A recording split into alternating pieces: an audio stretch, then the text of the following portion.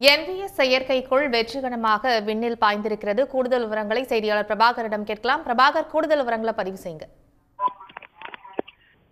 இஸ்ரோ தனது 100வது ராக்கெட்டை சென்னை அடுத்த ஆந்திர மாநிலத்தில் இருக்கக்கூடிய ஸ்ரீஹரிகோட்டாவிலிருந்து விண்ணில் செலுத்தி இருக்கின்றது.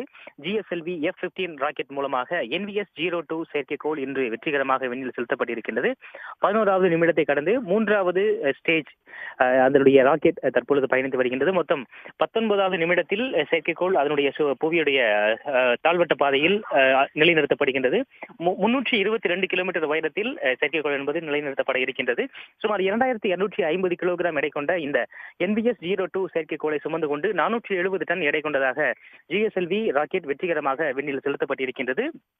இந்த NVS-02 செயற்கைக்கோளை பொறுத்தவரை இந்தியாவுடைய நேவிகேஷன் சிஸ்டத்திற்காக தனித்துவமாக இந்தியாவிற்காக உருவாக்கப்பட்ட செயற்கைக்கோள்களில் இது இரண்டாம் தலைமுறை செயற்கைக்கோளாக இருக்கின்றது. ஏற்கனவே NVS-01 செயற்கைக்கோள் வெற்றிகரமாக 2023ஆம் ஆண்டு மே மாதம் விண்ணில் செலுத்தப்பட்டது. அதனுடைய அடுத்த கட்டமாக NVS-02 இன்று வெற்றிகரமாக விண்ணில் செலுத்தப்பட்டிருக்கின்றது.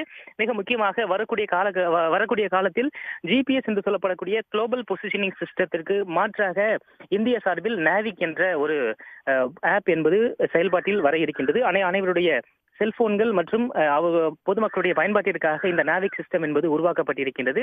மற்ற நாடுகளை நம்பி அல்லாமல் இஸ்ரோவுடைய பயன்பாட்டிற்காகவும் அதே போல இந்தியாவுடைய ராணுவ பயன்பாடு, இந்தியாவுடைய எல்லை, அதனுடைய பாதுகாப்பு, கடல்வழி போக்குவரத்து, தரைவழி போக்குவரத்து, வானிலை முன்கணித்தல், அதே போல வெள்ள அபாயம் ஆகியவற்றுக்காக முன்கணித்தல் ஆகிய பணிகளை இந்த நேவிகேஷன் செயற்கைக்கோள் என்பது மேற்கொள்ளும் என்று தெரிவிக்கப்பட்டிருக்கின்றது. இந்தியாவிற்காகவே தனித்துவமாக உருவாக்கப்பட்டிருக்கக்கூடிய இந்த செயற்கைக்கோள்கள் மூலமாக அடுத்ததாக 3 செயற்கைக்கோள்கள் மொத்தமாக விண்ணில் செலுத்தப்பட இருக்கின்றது. இதன் மூலமாக கான்ஸ்டலேஷன் சொல்லப்படக்கூடிய செயற்கைக்கோள் கூட்டமாக அமைந்து இது முழுமையாக நேவிகேஷன் சிஸ்டத்தை மக்களுக்கு கொடுக்கும் என்று இஸ்ரோ தரப்பில் தெரிவிக்கப்பட்டிருக்கின்றது. இதன் மூலமாக 20 மீட்டருக்கும் குறைவாக அதனுடைய அக்யூரசி இருக்கும் என்று கூறப்பட்டிருக்கின்றது.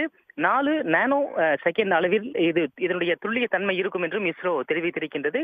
வருங்காலங்களில் அனைவருடைய செல்போன்கள் தொடங்கி அனைத்திலும் இது பயன்பாட்டில் கொண்டு வரப்படலாம் என்று எதிர்பார்க்கப்படுகின்றது. வெற்றிகரமாக இன்று தனது 100வது செயற்கைக்கோளை 100வது ராக்கெட்டை ஸ்ரீஹரிகோட்டாவில் இருக்கக்கூடிய சதீஷ் தவான் விண்வெளி ஆய்வு மையம் செலுத்தி இருக்கின்றது. GSLV அதனுடைய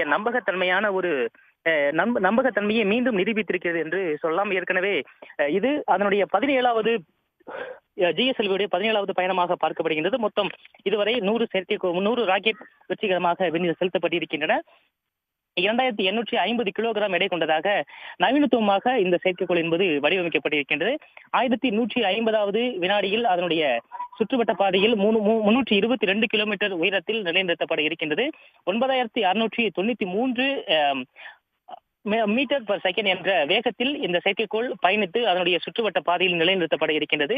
குறைந்தபட்சமாக 300 கிலோமீட்டர் தூரத்திலும் அதிகபட்சமாக 36,000 கிலோமீட்டர் தூரத்திலும் என்கின்றதான இந்த நீள்வட்ட பாதையில் பூமியை இந்த செயற்கைக்கோள் என்பது சுற்றி வர இருக்கின்றது. ஏற்கனவே 3 செயற்கைக்கோள் பலதாகவும் அதே போல நாவிக் என்று சொல்லப்படக்கூடிய புதிய இந்த சிஸ்டத்திற்காக ஒரு செயற்கைக்கோள் என்று மொத்தம் 4 செயற்கைக்கோள்கள் இந்தியாவுடைய நேவிகேஷன் சிஸ்டத்திற்காக பயன்படுத்தப்பட்டிருக்கின்றன. அதனுடன் கூடுதலாக 5வது செயற்கைக்கோளாக இந்த NVS-02 செயற்கைக்கோளும் இணைய இருக்கின்றது. இதனுடைய செயல்பாடுகள் உடனடியாக பெங்களூரில் இருக்கக்கூடிய கட்டுப்பாட்டு மையம் மூலமாக அதனுடைய செயல்பாடுகள் உடனடியாக கண்காணிக்கப்பட இருக்கின்றன. 19வது நிமிடத்தில் செயற்கைக்கோள் அதனுடைய சுற்றுவட்ட பாதையில் நிலைநிறுத்தப்பட்டதுடன் அதனுடைய செயல்பாடுகள் துவங்கும் என்று எதிர்பார்க்கப்படுகிறது. உடனுக்குடன் செய்திகளை தெரிந்து கொள்ள சன் நியூஸ் பெல் ஐகானை கிளிக் பண்ணுங்க.